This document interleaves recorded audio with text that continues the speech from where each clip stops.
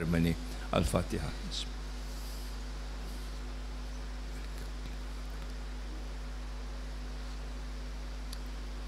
I have the pleasure to welcome the Prime Minister of Malaysia, Yang Amat Berhormat Datuk Seri Anwar Ibrahim, and also the President of CEO Sterling Management Group, Incorporated, Virginia, Dr. Yaakob Mirza, whom we met online, Doc, but the first time we meet you in person. Thank you very much. To this Garden of Knowledge and Virtue. Today we will once again witness the presentation of contribution for the Abusulayman International Student Fund, AISF, from the generous family of the almarhum Professor Emeritus Datuk Dr. Hamid Abusulayman, and is designated for the needy international students. If you still remember, Yang Amat Berhormat Datuk Seri, the fund was launched by yourself in the year 2019 in this campus too. At that time was the banquet hall, and with the presence of Dr. Yaakob as well. We are indeed very happy and very proud to see both of you again in the progress of this fund, as mentioned earlier, in terms of its size and, more importantly, the number of students that is now receiving this particular fund. We would like to put on record our appreciation to those who have put their commitment and also effort for the establishment of the Abusulayman International Student Fund, Professor Dr. Abdul Aziz Bagaut, who had started this initiative, to Professor Abusulayman, who agreed warmly to establish an international fund to cater for education and the support of international students coming from different parts of the Islamic world and minorities into this university. Alhamdulillah, the good deed is now carried out by the family of Almarhum. Thank you very much to Datin Faiga, Sister Muna Abusulayman, and other family members of Almarhum Professor Abusulayman, who are unfortunately unable to be with us here today. Thank you also very much to Dr. Yaakob Mirza for the very sustained support for these noble needs. Inshallah, on our part, the IIUM Endowment Funds is managing the fund and facilitating the needs for selected students and recipients. We feel indeed very honored for the trust that was put on us, with a total contribution so far amounting to 3.89 million, and today the amount will increase further with an additional amount top-up by the generous family of Almarhum. More funds surely will be needed for the students and will be released, I think, from time to time. Since establishment in 1929, we have managed to extend assistance to more than 287 students who are among the financially incapable international students from various countries in this university. Some of them are with here today, and we would like to thank you for this possibility. Yang Amat Berhormat Datuk Seri, our university has established its own IIUM Endowment Fund for more than 20 years now, during the late Almarhum tenureship as the rector of this university, with the main purpose to solicit funds for our students, especially those who are in need for financial support, both local and international. We do hope that we are able, through the IIUM Endowment Fund, to disburse more this year with the student support from the generous donors, inshallah. Last year, we assisted 1,900 beneficiaries among our students, utilizing RM 7.7 million ringgit from our endowment fund. We do hope to receive more funds from our generous donors, be it in form of donation, zakat, wakaf, and the benefit of deserving students. This is indeed very important. I think as the number of international students increase, and also the financial situation, not only in Malaysia, all around the world, is getting more difficult, funds of this nature is very much welcome. The university appreciation towards Almarhum Professor Abusulayman kindness and the legacy is not limited to the establishment of the International Fund alone. Among the earliest faculty in IIUM is now named after Almarhum, that is Abdul Hamid Abusulayman Kuliah of Islamic Revealed Knowledge and Human Sciences, a small token for a colossal effort for this university. The university also will be organizing the international conference on his thoughts and contribution at the end of this month, inshallah. On behalf of the university community, we make a most humble dua to Allah subhanahu wa ta'ala for the blessings of Almarhum Dr. Abusulayman, Abdul Hamid Abusulayman, for his contribution on earth and granted him Jannatul Firdaus. May Allah subhanahu wa ta'ala also grant his family members of Almarhum with the strength of Iman, excellence, health and happiness, so that we will be able to particularly perform noble needs for the Ummah and also for the less fortunate students around the world, inshallah. Once again, thank you very much. Wabillahi taufiq wa hidayah. Assalamualaikum warahmatullahi ta'ala wabarakatuh. Thank you.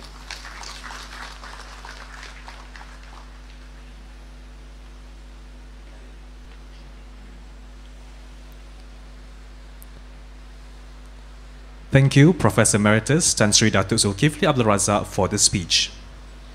Ladies and gentlemen, to continue our event today, let me invite Dr. Yaakob Mirza, President and CEO of Sterling Management Group, Virginia, USA, for his speech, followed by a message from Datin Faigah Malaika, the wife of Almarhum Professor Emeritus Dr. Abdul Hamid Abusulayman, that will be read by Dr. Yaakob himself. Please welcome.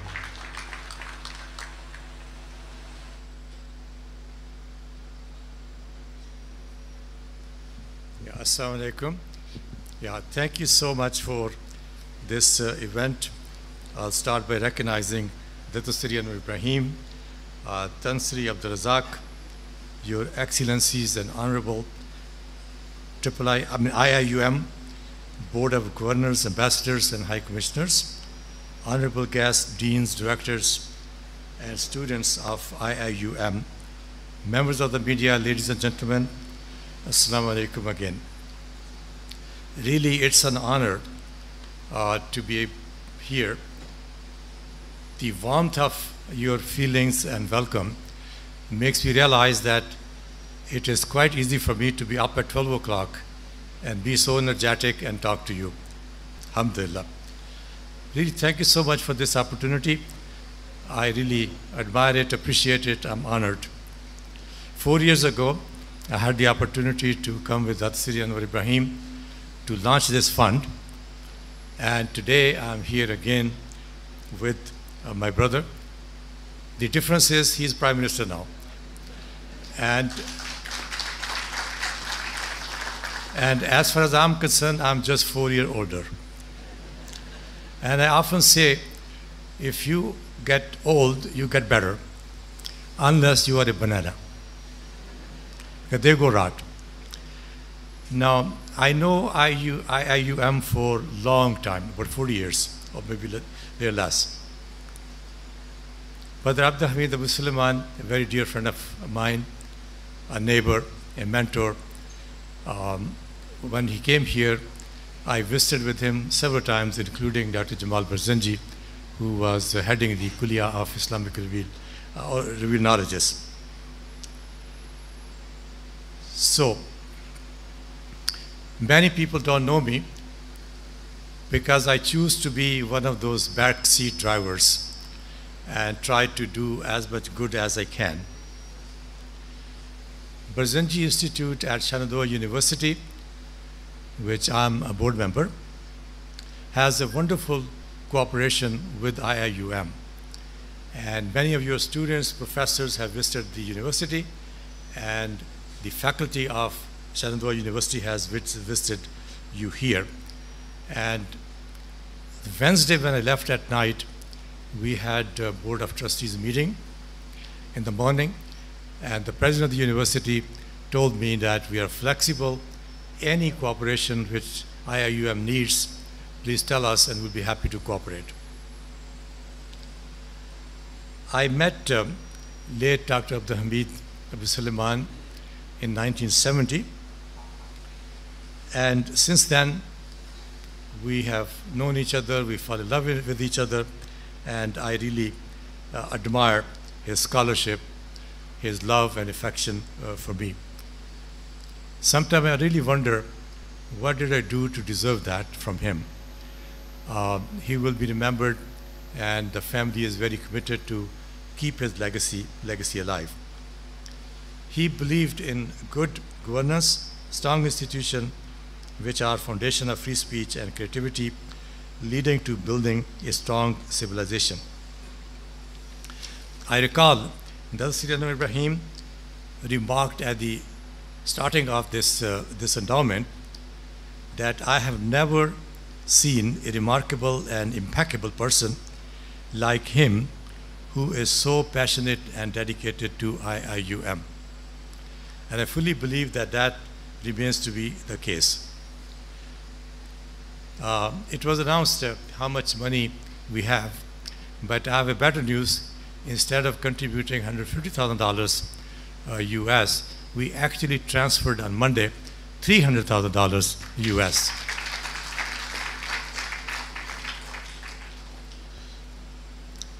Following these footsteps of IIUM, and thank you, Seri, you changed the name of the Kuliya to Abdul Hamid Abusulayman Kuliya of Revealed Knowledge. Following your example and your footsteps, the family has agreed and changed the name of the Islamic Studies Center at George Mason University to Abusulayman Global Islamic Studies Center. And that was done July 1st of last year, and we have made the first contribution. We are really honored. Now, I'm excited about this change in name because George Mason has 40,000 students. And most of those students, they work for US government and its agencies. So they will be influenced by Islam. They will have some courses in Islam, and hopefully they will have a better understanding of Islam. Now, but Abdul Hamid, you may not know, or maybe you know, he had a very good sense of humor. And he and I, we used to share jokes. And one joke, if this is a proper forum, I can share with you. And that is, one time, he said there was a young man goes to his father and says, "Father, I want to get married." And father said, "You're too young." So he said, "Well, how long I have to wait?" He said, "Until I'm 30 years old." Okay, he said, "I will wait for 30 years. And 30 years come and go, he did not get married. Somebody asked him, "What happened to you? You are going to be 30 and get married." He said, "I became wise." So one of my jokes, which I used to say, and that is, there was a lion in the jungle getting married, and he invited all the animals to come and celebrate. And there was a little mouse wandering around, and he comes to him and says, "Congratulations, brother." He said, "Well, thank you so much, but since when we became brothers?" And he said, "Before marriage, I used to be a lion."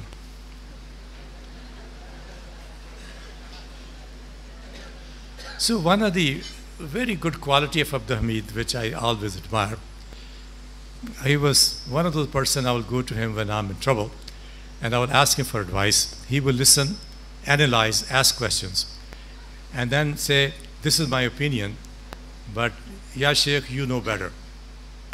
And that to me meant a lot. It's a great, the feeling that, he's humble. He doesn't want to say, "Do this, do this, do this," but he just gives you the analysis, and from that, you draw the conclusion.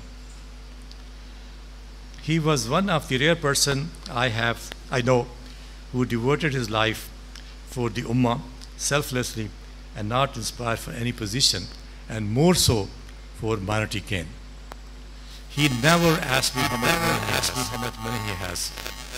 And he always encouraged me, if you need funds to do something good, just go and take them. I pray that Allah subhanahu wa ta'ala shower His mercy on him and guide me and his family to keep his legacy alive. Now, before I conclude my part, and then I will go to Sister Faika, and I want to take this opportunity to share with our Prime Minister. You met Dr. Tracy Fitzsimmons, President of Shenandoah University, in our house 4 years ago, and since then she has fallen in love with you. She followed all the developments, what happened there, and I'm pleased to share with you again that the Board of Trustees of Shenandoah University have approved honorary doctorate for you to come and receive it. Now, I know you don't need a degree or you don't need any recognition, but it is very important for us to realize that Shenandoah University is Methodist affiliated university, church university. It is 147-year-old. Now we are planning 150th anniversary. And Brother Anwar will be the first Muslim to receive an honorary doctorate from this university. So now I'm asked to read a letter which is sent to us by Sister Faika Malaika. Sister Faika Malaika is one of the sisters known to us for many, many years. When we used to be in our neighborhood 2 houses away, whenever they called us for dinner, I was always there, because I knew we are going to get a good food and the best kanafa in town. She was really the expert, and one of the most kind and humble sister. She was only sister but 7 brothers, and so as you can see, you know, the younger sister, only sister, she was a little bit overloved, I should say. So this is Sister Faika Malaika says, Assalamu alaikum wa rahmatullahi wa barakatuhu. I pray to Allah this letter finds you in best health and happiness. This is to express my warm gratitude and that of the family of Al-Mahroom, Professor Emeritus Datuk Dr. Abusulayman. I remember when she told us it is Al-Man, not Suleiman. So I would like to especially thank, among many others, some of whom I do not know, which were instrumental to the establishment of the structure of the fund.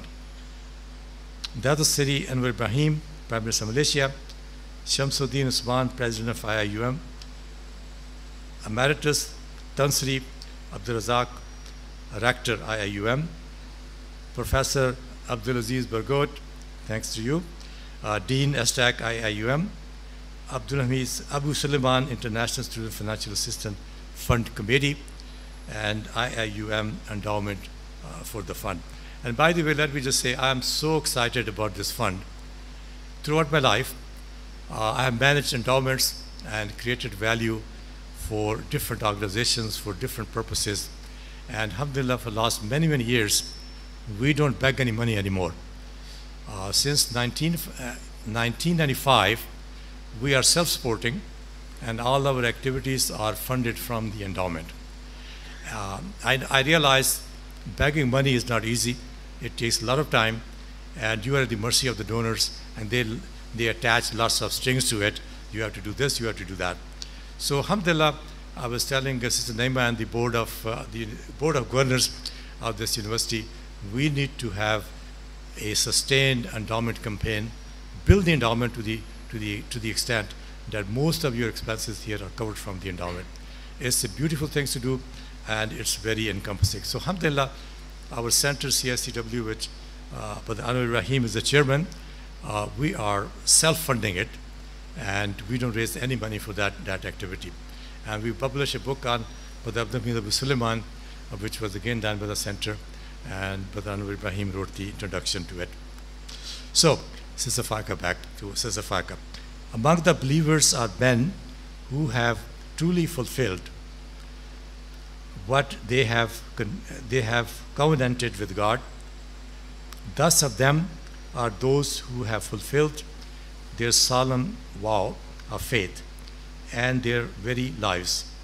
And of them are those who await its fulfillment. For unlike the hypocrites, they have not altered their covenant and even the slightest alteration. Abusulayman, Abusulayman, as he was usually called, had the passion for education. He started his journey as an elementary school student in Makkah and moved to Egypt for his university education. But after completing PhD in the United States, I had the pleasure and honor of accompanying him during his PhD days, where I witnessed a man working so hard to complete his PhD while at the same time spreading the knowledge and the wisdom to those around him. Dr. Ahmed Sanji always reminds us of the impact Abusulayman, may Allah be pleased with him, had on early founders of the Muslim Student Association in the early 60s, where, according to Dr. Ahmed, he transformed our mindset from Islam is good to why Islam is good. And what is next? That's very crucial, because many institutions I know, they come, they rise, and then go down because one, we don't have a succession plan, and one, we don't have the vision to bring in the right people on the bus and say that here is what we want to continue. And for that, Sister Naima, they have to have endowment. You can't continue without endowment. Abusulayman was a man of commitment. He was man of his word. I recall Dr. Ahmadi's words in reference to Abusulayman. Are you with us, Abusulayman? The reply was an unrelentingly yes. I am either all in or I'm not in. And this reference to whenever we met and we discussed different things and we reached to an agreement, we'll go around asking everyone, are you in or you're not? Because we wanted to make sure that we have the commitments, otherwise that project won't work.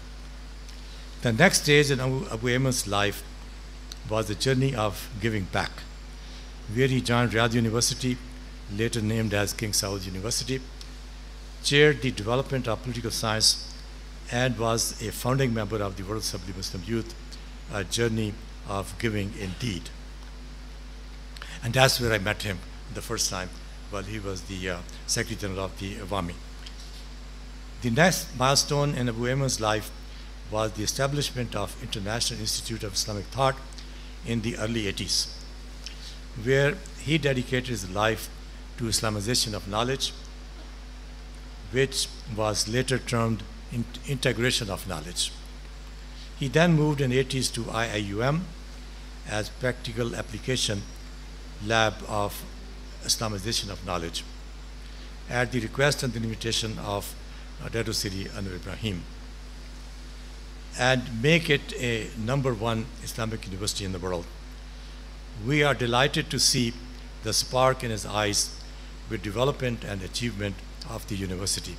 And I share, when Gumba was built, he used to tell me how he has designed the bathrooms and this and that, and especially the mosque. He told me the mosque is in the center of the university, so when the students are going, they're forced to pass by through the mosque and pray. And we are using that model now. So we have one big center, Adam Center, in our town, and instead of adding more to it, we are building mosques in the neighborhood, which are like 20 miles away, because people are not going to drive Fajr time 20 miles to come to the main masjid. So really, that comment made by him has led us to now think of making small, not small, reasonable mosques, but different cities. His passion for education and for giving led him to establish the fund for the assistance of international students during his tenure as rector of IIUM, and made sure it continued to function until he decided to expand it in 2019 to become Abusulayman International Student Financial Assistance Fund and structure it as a waqf. Alhamdulillah, he signed himself the waqf document before he passed away. I would like to express my personal gratitude and that of the family for your efforts and support in making the Abusulayman International Students Financial System Fund a reality. Abusulayman was always delighted to hear the updates about it and receive reports of the progress.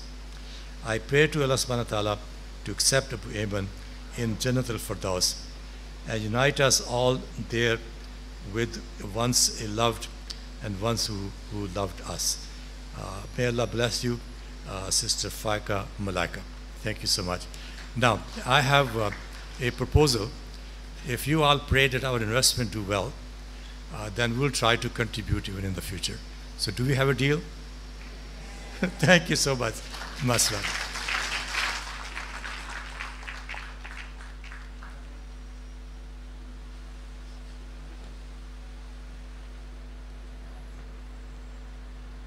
Thank you, Dr. Yaakob Mirza, for the speech.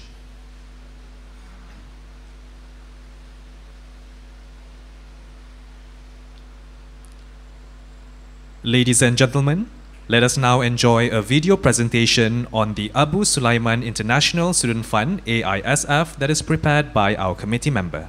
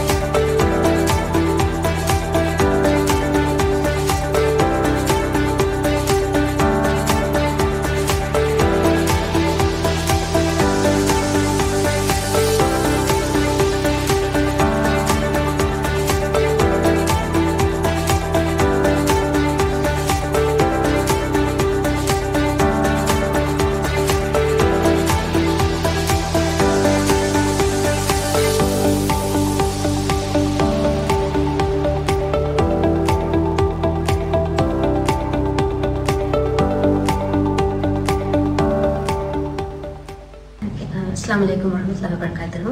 I'm Fatima Zulaiha Muhammad Shafiq from Sri Lanka. Alhamdulillah, I've been accepted to follow my studies with the help of the Abusulayman Endowment Fund.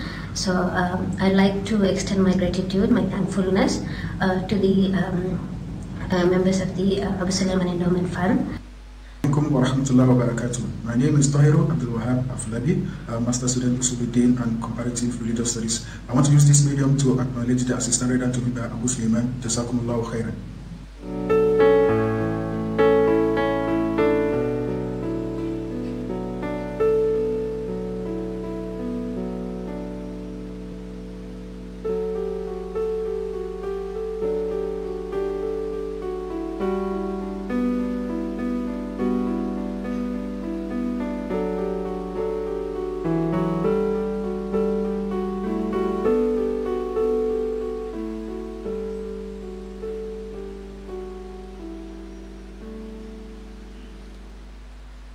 Ladies and gentlemen, let us together recite Al-Fatiha to Almarhum Professor Emeritus Dr. Abdul Hamid Abusulayman. Al-Fatiha.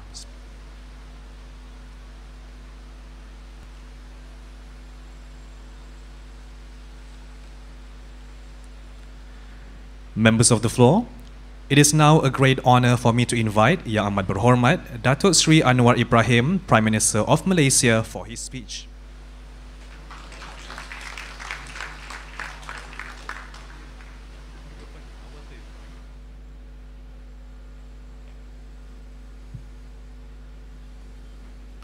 Assalamualaikum warahmatullahi wabarakatuh. Alhamdulillahillazi arsala rasulahu bil huda wa dinil haqq liyuzhirahu ala ad-din kullih wa kafa billahi shahida wa usalli wa usallimu ala rasulihil karim wa ala alihi wa sahbihi ajma'in. Brother Yaakob Mirza, who was a special guest today and was instrumental in ensuring the success of this Abdul Hamid International Fund, Tan Sri Professor Zulkifli, and friends and excellencies and friends. Of course, it is incumbent upon us, and particularly me, to voice support for such an initiative, which is in a way personal, a personal, beloved friend and family, and a person who was certainly instrumental, not in building the university, because we had Tan Sri Rauf, who dedicated himself well, but Abdul Hamid then enhanced the quality of the university, and of course also caused lots of difficulties for me. In a sense, I was in education, I was in finance, and to him, his obsession, his preoccupation was the university. And he said, since I invited him to come here, it was then my duty to make sure that the programs in the university must be supported at all cost. I said, for Ministry of Finance, there's no such thing as at all cost. He's a great friend. I only fail one thing. In all those years, decades, I could not persuade him to consume durian. I said, you are not a Malay. I said, yes, you forced me to wear the songkok, I'm already a Malay.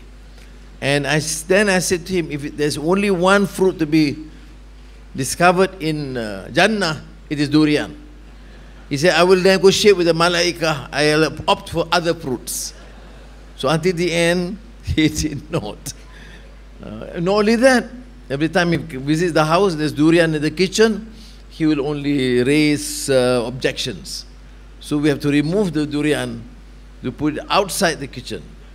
And that is the a friend that I know of who is, a good Muslim, practicing Muslim, and committed Arab, and wanted to, try and attempt to be a good Malaysian and a good Malay. Now, like the hadith in Muhammad sallallahu alaihi wasallam, you honor a person not by just talking about his contributions, but as I often mention the philosopher Roger Garaudi, you honor a person is not to bury the ashes of the dead, but to rekindle its flame, meaning his ideas and his thought. And Abdul Hamid has a compelling case on education with Ismail Faruqi, Marhoob, and colleagues. He talks essentially about the malaise of the Ummah. The tragedy of this Ummah is its failure in pursuing an educational agenda with critical thinking, with excellence. This is not new. From Amir Shakib Arsalan to Abdul Rahman Al-Kawakibi, if you read their writings, Ummul Qura, and one is Ummul Qura. There are two books, I can't recall the other one. I'm too focused on the budget next week. And suddenly, with Yaqub, the rector, saying to digress a bit and talk about Islamic integration of knowledge. But anyway, they all talk essentially not only about understanding and knowledge and hikmah and wisdom, but a critical mind. That's why his second important book, the first was on international relations, we talk about fasad, about poor governance, corruption, and general moral decadence affecting our societies, particularly in the Muslim world. Then he talked about the crisis of the Muslim mind, the lack of understanding, lack of rigorous exchange that lead us to be just mere followers. We, the so-called modernists, criticize the old school as being the school of taqleed. But to be frank and honest, we are all in a way poor ijtihadi and mainly taqleedi. We just follow. And you see the problem in the Muslim world, why the itijahat, the element of extremism can creep into the society that quickly, is because the failure to reason, to be critical, and the failure of our institutions of learning, including universities, to allow for creativity and critical mind. I've discussed with Fadlina, the Minister of Education, and the Minister of Higher Education, to depart from the old outmoded, obsolete manner in treating education institutions and not encouraging students to exercise their right to be critical on condition they don't take things easy. Is not the social media TikTok criticism. It must be through reasoned discourse. A reasoned discourse means you have to have the understanding, you have to learn, you have to be and view other criticisms before you can lend yours. And I think this is the approach that we will take in this administration. Is tougher because there will be some mediocre elements using race and religion to use this freedom to harp on these issues. We will not allow that. You can be critical, but you cannot function as khuda to come and declare who is a Muslim, who is not, who goes to not to prison I have experienced, who goes to hell or who goes to heaven, you know. And this has been the narrative of some elements in this country. I mean, the university should not allow that. You can come with a strong, compelling case and criticism, and the university must allow that if it is based on facts and reason. This was essentially highlighted by Abdul Hamid in his crisis of the Muslim mind. You know, of course he's a great friend. I'm probably a bit biased in making my assessment. But some critical issues, for example, you know, the Khaldunian Umran Baidawi and Umran Hadari. Historical analysis, relevant in many in our present context. But he then revised that and said, in fact, instead of Umran Baidawi, because it's not Badawi in that sense, but he mentioned the desert culture civilization. And he then explained what he meant by suggesting that the Qabilah identity, the narrow, parochial, racial understanding of context still is predominant and strong as compared to the Islamic message of justice and universality and humanity. Of course, his thesis, his arguments are not necessarily popular to governments. But although he is not in politics, one of the things he advised me against is to be active in politics. And I told him, you were wrong. We can't set up this university of this standard without some of us in politics and giving that direction. Of course, he did concede politely, although when the tribulation happened in 1998, he said, Anwar, I told you. I said, that's too late. I'm already in the game. No way I'm going to withdraw. I have to pursue this agenda. Because only through power we have the resources to make policies. Even the policy on education and the establishment of the university is through political power. Of course, we need intellectuals, scholars, who can then give substance and meaning to what we call International Islamic University. So, there you are. We are talking about here in the realm of ideas. The day before, I was at UNICEL, and I was talking about, I was making reference to Malik bin Nabi's guiding ideas. The Malik bin Nabi's central thesis is that you must have a clear tasawwur, understanding about what it takes to propel relatively lower base or level civilization to a higher civilization. You need guiding ideas. And guiding ideas, of course, for us, must be based on our belief, our aqidah.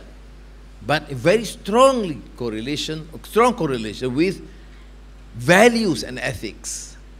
And he made this reference to the inner struggle of conscience. It must come from your belief, from your heart. When you talk about anti-corruption, good governance, humanity, compassion, ihsan, rahmah, these are not just pious platitudes. It must stem from your belief system. Why do you reject fasad, corruption, abuse of power? Because it will cause destruction. Not today, tomorrow. Or in the future. It's the destruction and degradation of men, women, and society. So I think, of course, suggest that the university be a bit more vigilant in deliberating these ideas, including that of Hamid.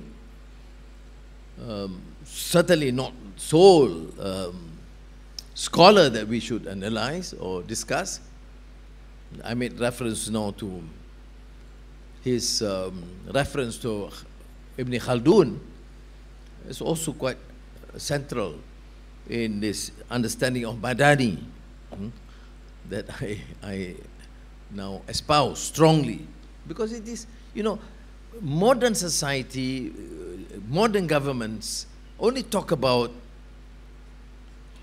economic change, quality education, and they are all relevant. But you know, we are dealing with human beings, not structures. Therefore, and human beings cannot ignore the importance of values and ethics in our society. We fail not because we do not have the understanding that corruption is rotten to the core. We fail because we don't talk based on values and belief and akhlaq. And that is why it has been condoned. Yeah. Don't blame the politicians and the so-called kleptocrats. Blame also the civil servants, and blame also some scholars and so-called thinkers and intellectuals who were either complicit to the crime or just muted and tolerated the excesses that have resulted in Malaysia to this stage. So inshallah, with your ideas and help, we can inshallah work together, because there are so many good elements among the academicians, among scholars, among civil servants, among politicians, and those elements must be united and work together to bring up this country as a Madani nation, having universities like this as centers of excellence, and having a more vibrant working economy.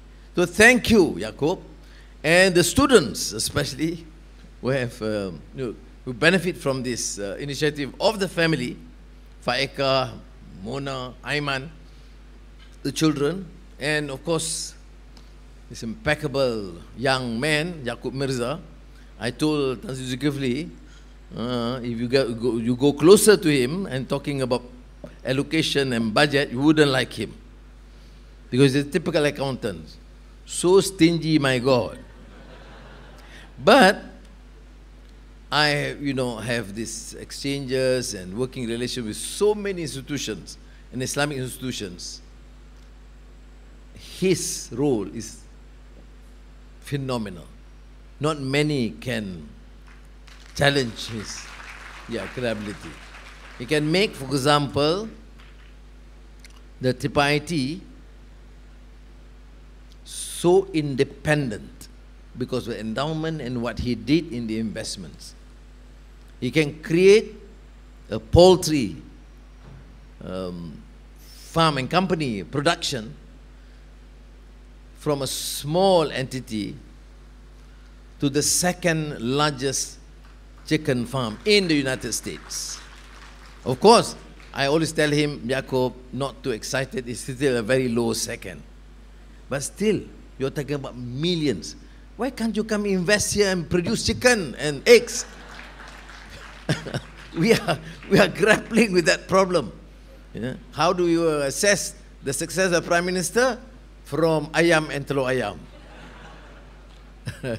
So thank you very much.